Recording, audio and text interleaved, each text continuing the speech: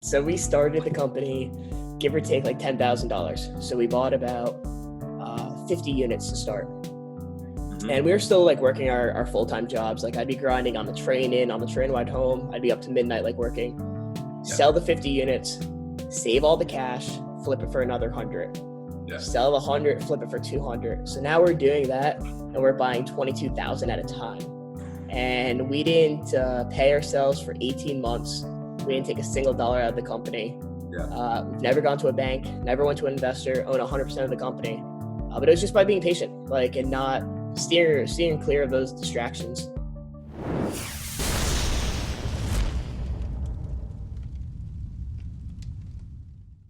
Hello and welcome to the DTC podcast. I'm Eric Dick. Today we're coming back with another one of our favorite episodes from weeks gone by. We're currently hard at work on our all-killer, no-filler Q4 Omni-Channel Spectacular, which will be launching next week.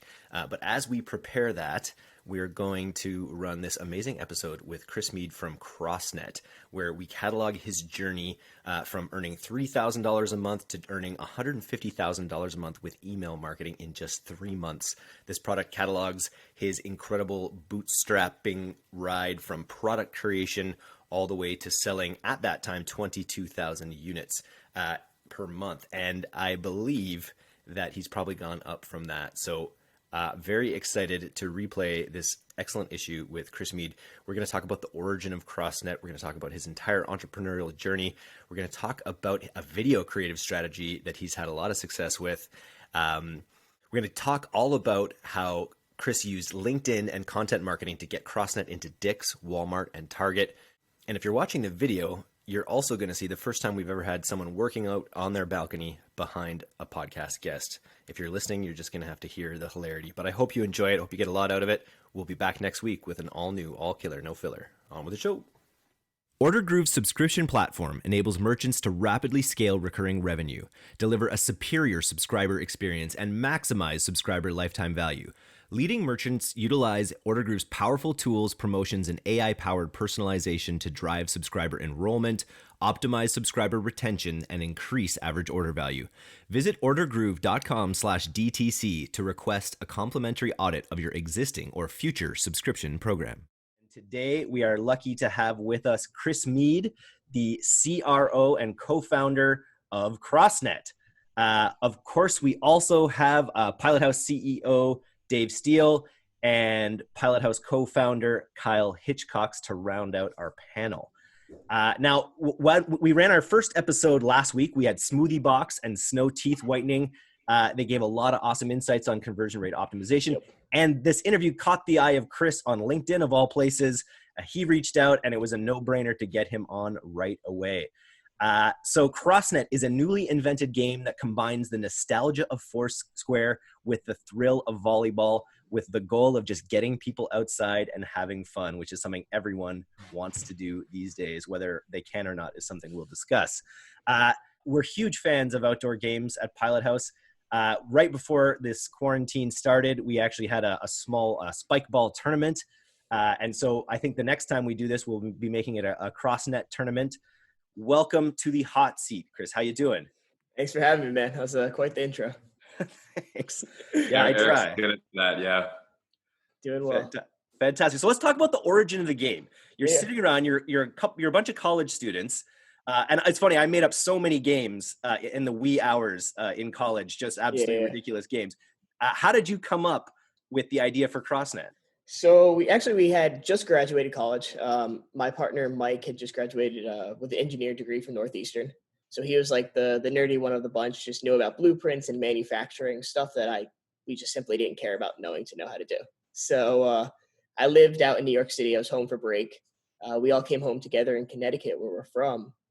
And we're just sitting on the couch, kind of brainstorming ideas. And four-way volleyball was just written down on a piece of paper. And the next day we went to Walmart and we bought 2 nets, rigged them up together. And we just had our friends come over and everybody just was playing for hours on end. We made up some rules on the spot and we just kept playing and playing and playing. And it was like 6 hours later, we're like, wow, not only did we create something, like we have a company and a sport, like, let's go. Yeah, very cool. That's awesome. You just game tested it. You just by playing it, you realized, hell, this is fun. Like, what about it makes it like, why is it an improvement on volleyball? Is it just because it takes up less space? It takes a little less maybe coordination among like the teammates having to bump and spike to each other. What made it work so well, do you think? Yeah, I certainly wouldn't say it's an improvement on volleyball. I just grew up not playing volleyball. I never did. I remember going to gym class. If it was volleyball time, it'd be like, oh man, we got to do this again. We grew up playing basketball and soccer, so we pretty much took everything that we thought was cool about volleyball, which was the net and being able to spike, and then we added basketball rules, which is like win game to 11, win by two, and it's just one hit each, back and forth, like super competitive and fast, and that's why it makes it perfect for us. And you could raise and lower the nets whatever way you want. You don't have to be super athletic. I played with like a 90-year-old grandma before the quarantine, and spike it in her face if she spikes it back at you. And you don't have to be good at volleyball. You just have to be able to have fun and be coordinated. That's amazing. And that, yeah, I think that was one of the things with, when you play spike ball, if you play with someone who is not good, or there's one or more people who don't have, decent coordination, it just sort of makes it really hard to play. And it's also not super intuitive the way I imagine this would be. Yeah. So when you bump it up, you can put it to any of the other courts, I guess, right? Exactly. Yeah. So the way the game kind of kicks off is that you four squares, one person each square. You have the square designated number 4 that serves the ball across, and then from there it's an absolute free for all. So your goal is to eliminate the person that's ahead of you in the clockwise motion, and just advance. If you stay alive, you get 1 point. Very cool. So you've invented this new game. You've game tested it. Your friends like it. You're like, we have something here. Yep. What was your next step after realizing that you had a product that you really believed could sell? Yeah. So after that, we kind of got the blueprint, took the photos, kind of engineered the bad boy, and then reached out to distributors of who could possibly manufacture it overseas, because unfortunately we couldn't get it made for a reasonable price here in the States. So a lot of dialogue back and forth between people on Alibaba, AliExpress, all those kind of places. And we waited patiently for about like 4 months, and then we got our first prototype. So we got that prototype. It was awesome. So there were still like parts of it that was like didn't work exactly how we wanted to do, but it was super functional. And then we would just take it to the beach and play, and people were like, "Where do I buy this?" And we're like, "We don't even have inventory yet. We just have this one net. We can't even give it to you." Amazing. Awesome. Yeah, And it so was really cool. and drawing up these, do you have to draw technical product specs up? Like, do you have to take it to like a drafter who's going to like draw things in a very technical way? Or are you really like sketching this out yourselves on paper? Yeah, I remember like sketching it down on napkins. We would just be like, "Oh, this product one on napkin one." But like I said, Mike, our co-founder, is an engineer by trade, so he knows how to use AutoCAD, and we don't have to go to a draft or anything like that. It's all done on his end, on his computer. Very cool. Now, so you've built this product, you've got the prototype, then what? Then like one of the things that I'm interested in is, you guys have done a lot with big retailers. And Yeah, in the e-commerce game, so many people are focused on finding existing products or making their own products and then really taking them direct to their own like digitally native brand so that they're selling them on Facebook and Snapchat and they're using these traffic sources right out the gates to try to test the market and drive sales. You guys had a strategy that, where you're doing a lot of digital marketing, but that you also really focused on these retail outlets. Can you of talk about course. the retail outlet process? Yeah, I mean, as a co-founder and inventing a brand new sport and a new product, like that doesn't happen a lot. Like in this Instagram world, we're all relatively young. Like so many Instagram flexers, drop ship stores, it's all the same shit over and over again. It's super frustrating as like a serious entrepreneur. So that was the coolest thing when we had a product, a legit patent and everything. We're like, we want to walk into Target and like go ask the customer rep, like, where's CrossNet? Like, walk me to my product. Like, that's the coolest feeling ever. So when we were able to kind of start with big box stores, it was just a no brainer, because I know, like for me, my favorite thing of the night is me and my girlfriend. We go walk around Target aimlessly for 15 minutes. Like people are still in retail, they're still in big like going shopping, and getting our bread in there was just had to happen. And so what did you do? Is it just like, what are the channels like, I don't even know right now, like what are the channels you go through to get on those stores' radar? Do you need a Yeah. special agent who helps you get in, or do you do it yourself? So for word of advice to anybody who's like starting a product that could be in big box stores, you will get spammed all day long with people like, "Oh, I know the rep here. I'll only take 20%." And when you start the company, like, "Oh, it sounds cool at the time." So we definitely made some deals with the devil in the beginning, but then we like got out of them. But essentially, people will promise you the world, But if you have a good product and you have good UGC to run ads on, eventually they'll get to the right person. And so what I did was right off the jump, I took my sales skills from my previous life at Uber and Contently to like SaaS company. Well, Uber's well known, obviously, but Contently was a SaaS company. So I'd add everybody on LinkedIn. So as soon as I started the company, before we even had like the final product, I was adding all the buyers. So they followed my journey. So I'd be posting on LinkedIn all the time, all this content. And eventually just put out a post yesterday. I got like 400 likes. And like 3 years ago, I was getting 2 likes. So they've been exposed to CrossNet over time. And when it was time for me to reach out, it was a much warmer touch than, hey, I'm just some random dude from the internet.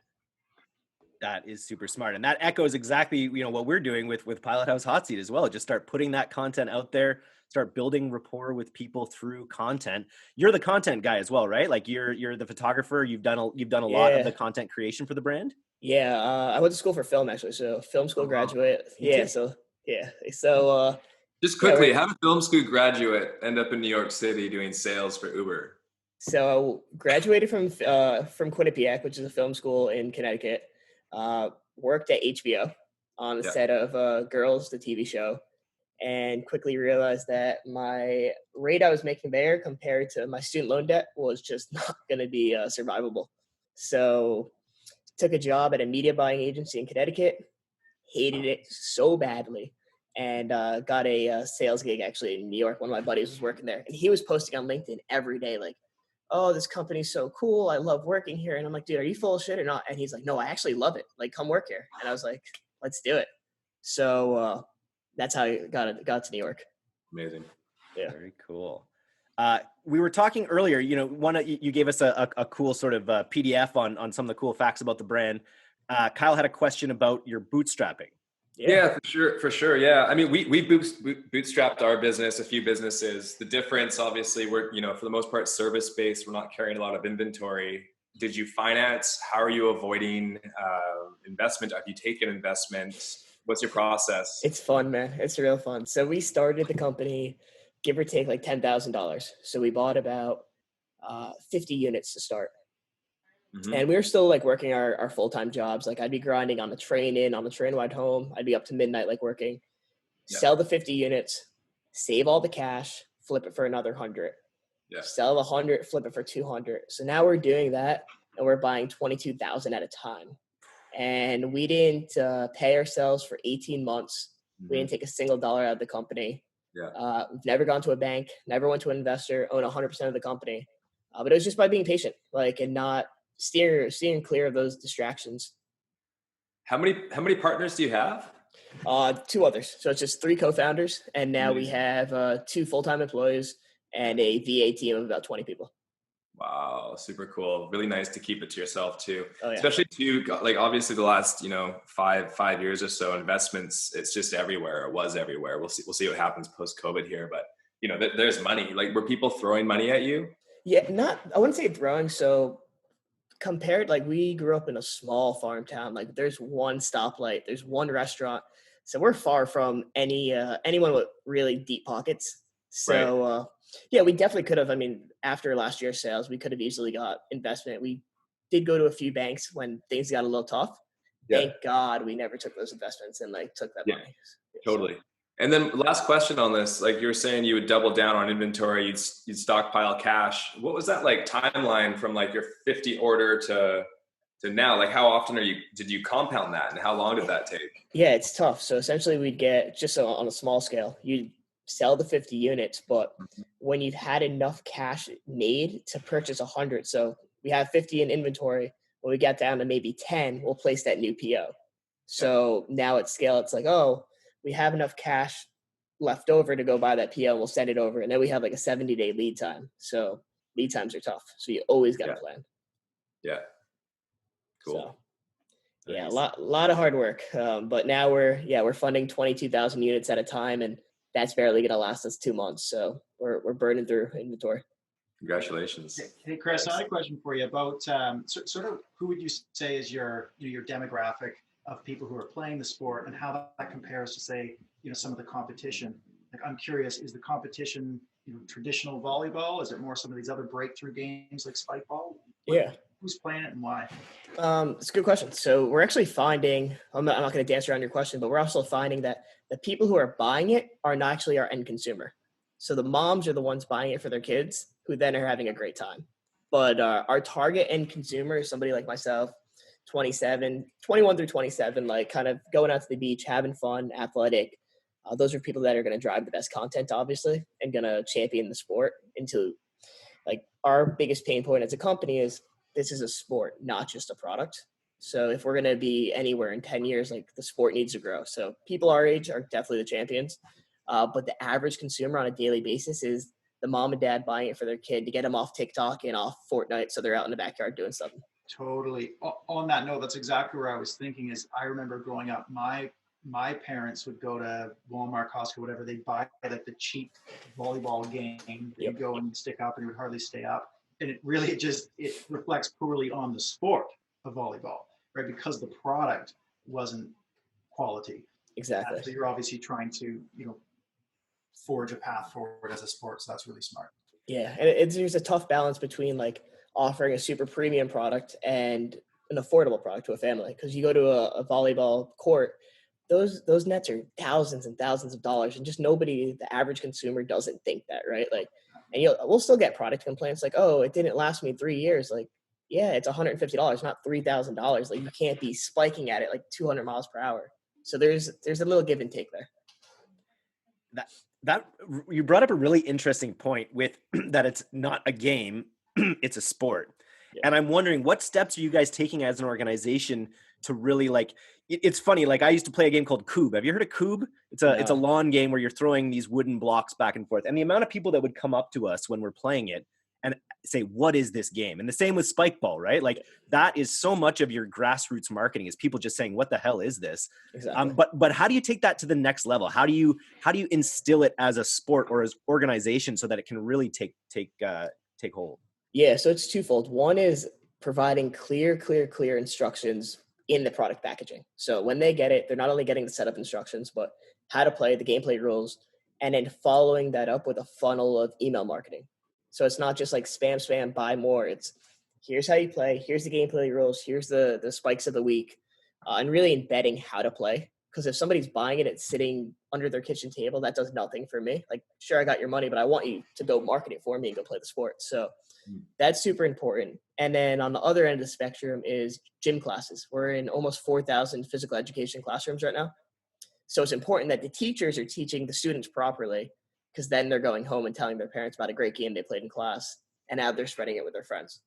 Very cool. And then at some point, is it like the thing where you'd look to get a invitational tournament up and get some press coverage or like? Definitely. We had a tournament actually in San Diego at the end of last year. We had kids drive 3 hours to come play with us for like our first San Diego Open. Like I had a $500 cash prize. We had tons of tournaments lined up throughout the country until everything happened. So that's on hold until further notice. But yeah, tournaments are going to be huge for us. Nice. I wanted to ask, so it was just under 3 million in your first year, on pace for over 10 million this year. What's the huge, was it a timing thing? Like what's the big difference between last year and this year in terms of the sales? And then also, how is COVID affecting things? So I just think it's just probably what your guys' own agency. Like you guys are learning stuff that you wish you knew 2 years ago or a year ago. And you're like, damn, if I only knew that, we would have made 10 times more money. So we're learning skills that, like email marketing. We've done nothing but email marketing until this January. We did a terrible job, and we've addressed that big time. So we have new email marketing going out consistently to different funnels, different emails, making so much more money, but also more education. And then also UGC, we're getting tons more content, getting more people to submit stuff. And then finally, it's a spider web, right? So like it trickles down. The more people that are outside playing, the more nets in the world, it just grows organically. Because like you said, with your game, people are coming up asking. Now I'm getting people like somebody bought, oh, my neighbor set this up, I need to go buy it. So the more that are out there, it just keeps pyramiding down.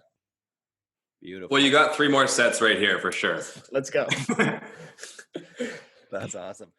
Your cupboards are overflowing with coffee. You ran out of toilet paper. Your spouse is on you about 2 credit card charges this month.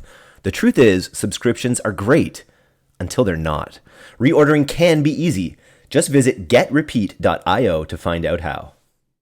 So dive in a little bit on your email marketing. So you described it as a really strong sort of method for making sure that people get the most out of the game and making your organic, visual ambassador program that's happening just from people playing the game. But to take it, I saw you made a post on social media. We can maybe throw it up here on the editing, where you took your email marketing from, in the thousands into the hundreds of thousands. Oh, yeah. And I'm wondering, so that is a multi-pronged thing where you're not only emailing the people who bought the product.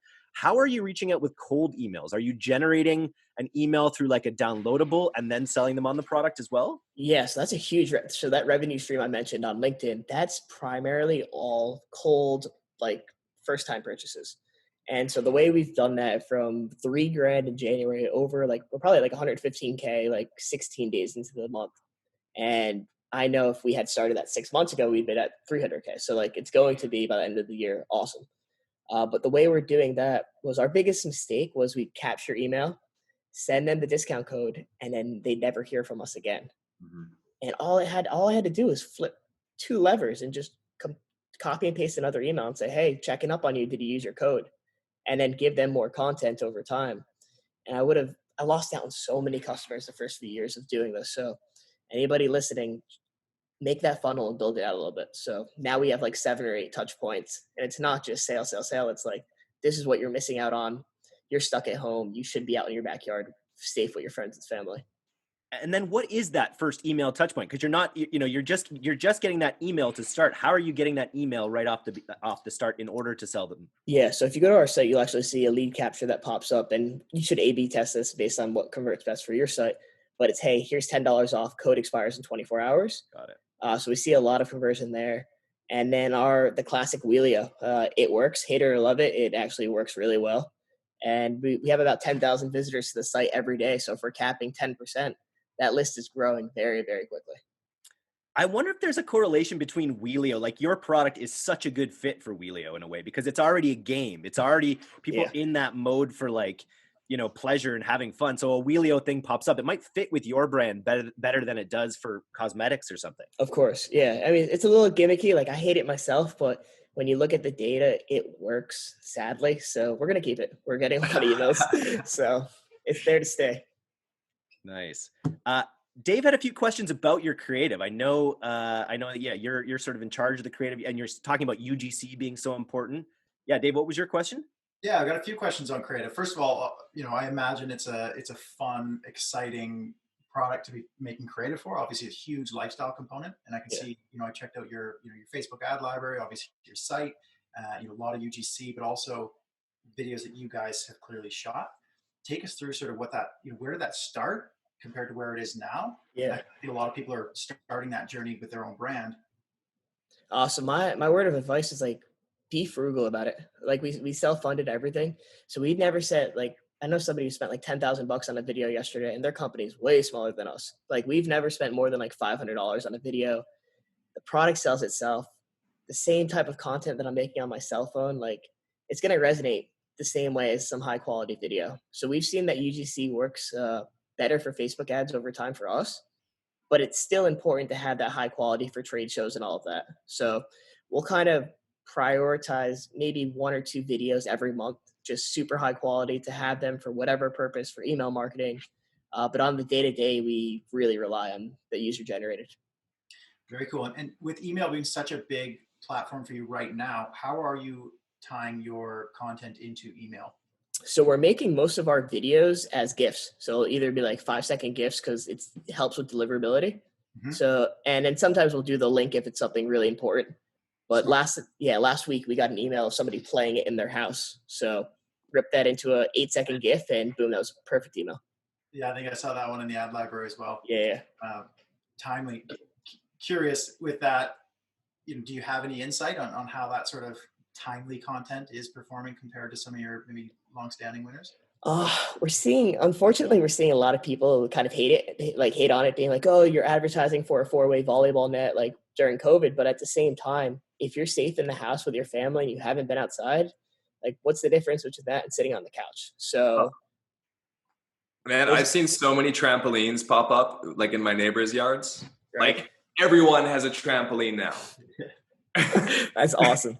Yeah, so it's going well though. So on the sales side for COVID, like we've seen our sales increase well over 500% for the last 60 days, which has put a huge stress on our supply chain.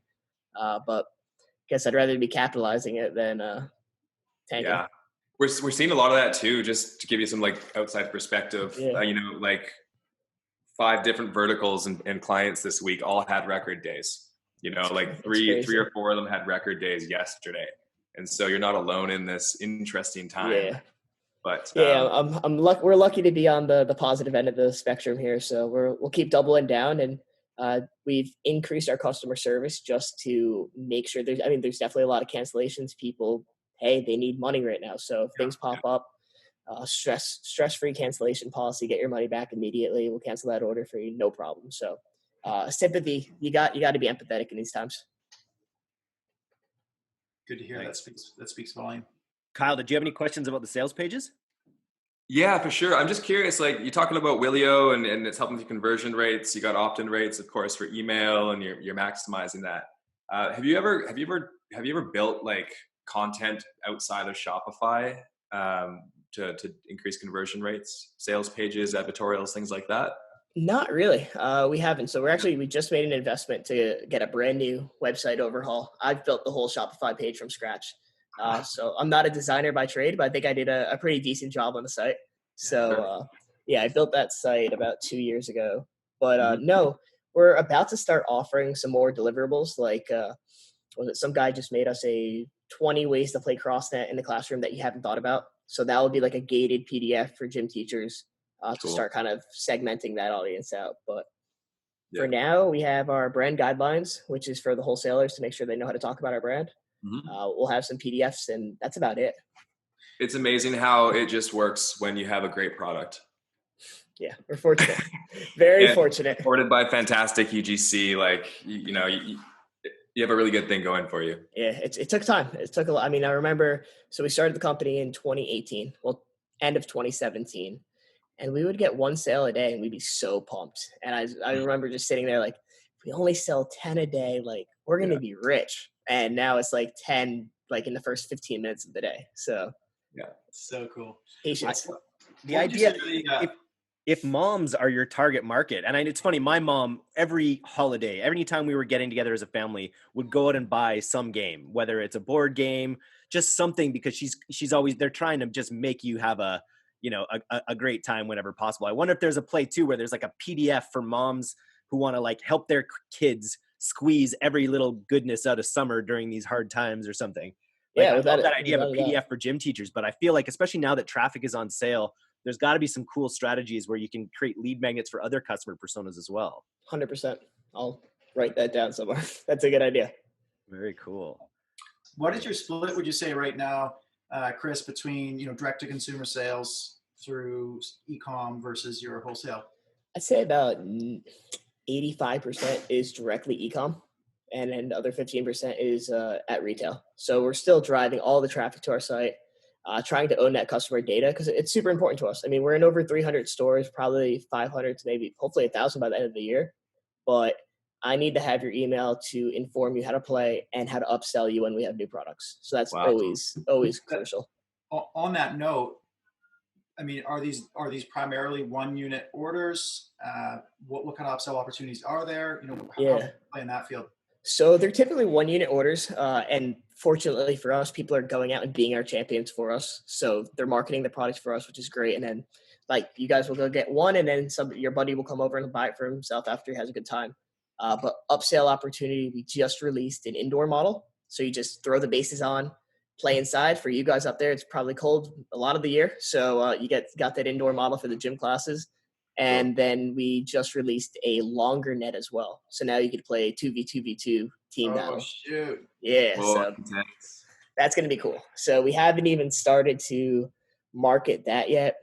COVID's definitely put a halt onto that. We don't want to be advertising an 8-person game in quarantine mode. So when times are better, we'll drop that officially. You got to put a little hula hoop in the middle so people don't. They know the exactly. Or just plexiglass. Just put plexiglass up on the net so that there's no germ transfer. That I love it. Yeah, there's endless possibilities. Just another question here on the marketing side of things. Like, that's pretty impressive. So direct to online, a good amount of traffic. What's the breakdown of traffic sources like Amazon, Facebook, Instagram, Snap, so on? Yeah, it's typically, I'd probably say 80 to 90% Facebook. We're just driving home. Like you said, traffic's on sale right now. So we're driving as much traffic to Facebook. The key metrics I look at is my net profit. My net profit's the only thing I really care about, and my CPA. So if my CPA is where I need to be, let's flip the lever and just keep sending the traffic. And then the nice part is that the funnels are working now. So the email is just getting us so much more money on the abandoned cart. So totally. Facebook's all in. We're dropping a blog next week. I've always thought a blog was terrible, but the more I start learning and Googling stuff, like if I could get 10,000 people to my site every day in a year, my blog could be really sweet if it's about physical education and volleyball. Yeah. Well, there's this whole thing too. Like it's not just one source or the other. Like everything needs to work together. Like exactly. You have a Facebook ad that's got some great UGC. They may go to Target. They might see a brand, grab it there. There's all this offline attribution that no one talks about, but also cross-channel. Like if your conversion rates are going to be higher, if you have a lot more content organically when they're going to go search you. Everyone knows about reviews, of course, but if you can get as many links as possible elsewhere, your conversion rates can be quite high. And we've taken brands from zero to full content over a two-year roadmap, right? Mm-hmm. And you can see the conversion rates are just drastically higher, even though it's the same initial ads, same initial content. Exactly. So really work towards flushing that out. Yeah. And we brought a copywriter on board to kind of oversee all copy across all channels. Cause it used to be, there's a Facebook guy writing this, a Twitter guy writing this, and it was just super disconnected. And I'd be looking at the post and like, that's not how we sound on that channel. So now we have one unified voice. Everything's reviewed in a content calendar. So we're doing things the right way, I guess, eventually. So just learning steps. And just a quick tip on that, if people are actually listening to this, you should maybe explore this too. But just YouTube influencers. So of course, like Instagram influencers, but YouTube influencers have performed incredibly well for some of our clients this year. And so reaching out to those guys and saying hi and send them a free set might work pretty good. Check it out. Yeah. Nice. I wanted to ask, I looked up some more typical sort of hot seat style questions, and I wanted to ask, like, if there was one thing your company could do better, what is the area you'd like to see your company make the most improvements in over the next year?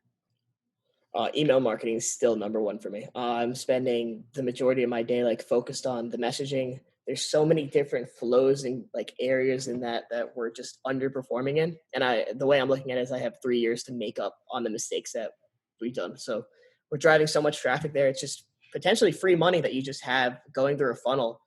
You just got to build that funnel. So I know if I'm putting all my effort into that, we're going to drive a lot of revenue there. Very cool. And then the other question, I don't even know if this one's applicable to you guys. You're already running at probably such a decent ROAS. Your conversion rates are great. You're all these things. But if you were offered $100K business grant just to put into the business in a strategic way, in order to scale and kind of hit that next level, where would you invest $100,000? I got to pay it back. Well, that's the question. You just increase your own stock, I guess, right? No, you don't have to pay it back. With this, you don't have to pay it back. It's a grant. All right, cool. So what I'm working on right now is, so I just decided to work on it this morning. We are going to host a podcast, and it's going to be called the CrossNet Quadrant podcast, or give or take on the name. But there's thousands and thousands of volleyball listeners everywhere. And I don't know the first thing about volleyball. I didn't grow up playing volleyball, but I know our sport speaks to volleyball people. And if we start kind of owning that and having a reliable, awesome guest on there, it could be really cool. So I've been doing tons of podcasts for the last year, but we're going to get an awesome volleyball gold medalist, which I'm stoked to announce to run our podcast. Yeah. Very cool. Karch Karai. That's the only guy I know. Is it Karch Karai? You can't say. Oh man. So it's going to be cool. So yeah, I would invest all my money right now in podcast. I think podcast has endless potential. Obviously you guys are just starting yours for that exact reason. So 100K goes there. Nice. Wow. Very cool. All right. Well, we just this is a total all killer, no filler episode. We just sort of knifed through all of our questions. Guys, did you have any other questions? Chris, did you have any questions for us? I didn't come with questions, to be honest. Yeah, I didn't ask you to. So, all right, but I'm starting a podcast, right? So what is the biggest mistake you guys have made so far? Hiring Eric. Yeah. So far we haven't had any. We no big ones so far. I think, the big thing with podcasts, you just got to start iterating. We're a tight knit group, even though we're all working from home here. So we're always trying to discuss the best possible approaches, get the best possible guests on, match up the right guests, come up with the best questions. And you have to find a good mix between planning what you want to do and just getting it out there. And to me, I've had a few sort of successful podcasts already, and they've all just come from iterating. It's all come from iterating over and over, getting better over time.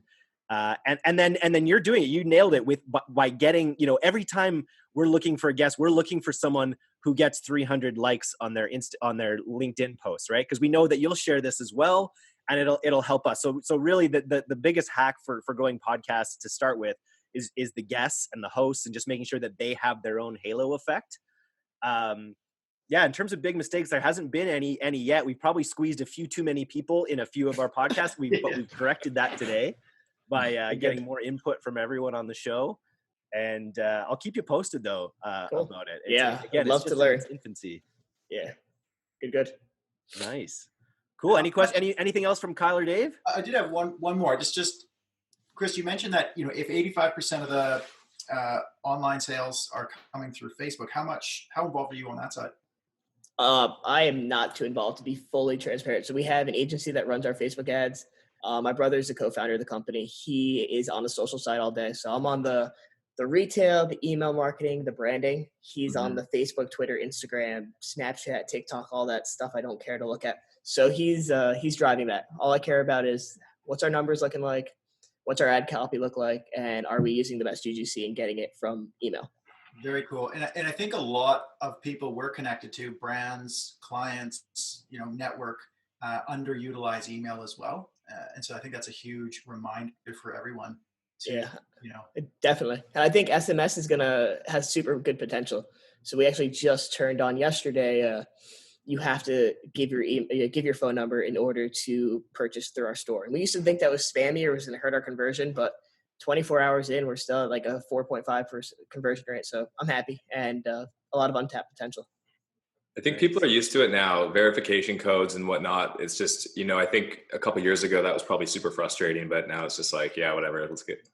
Yeah, exactly. So I think if we could build that a flow through SMS that's not overly harassing and spammy, and just one or two touches, like, hey, somebody's playing in the house, why aren't you?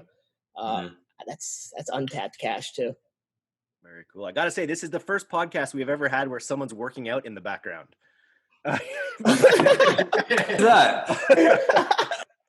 Wow. That's my neighbor, Eli. Yeah. Say hey to your neighbor, Eli, for us. It's definitely a first. That's too good. You're going to have to send this to him after. Yeah.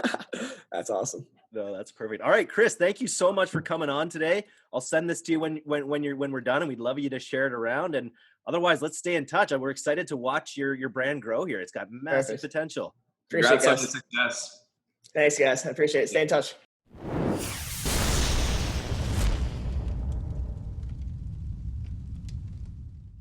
Thanks so much for listening to today's episode. If you're not a subscriber to our newsletter, you can do that right now at directtoconsumer.co. I'm Eric Dick, and this has been the D2C Podcast. We'll see you next time.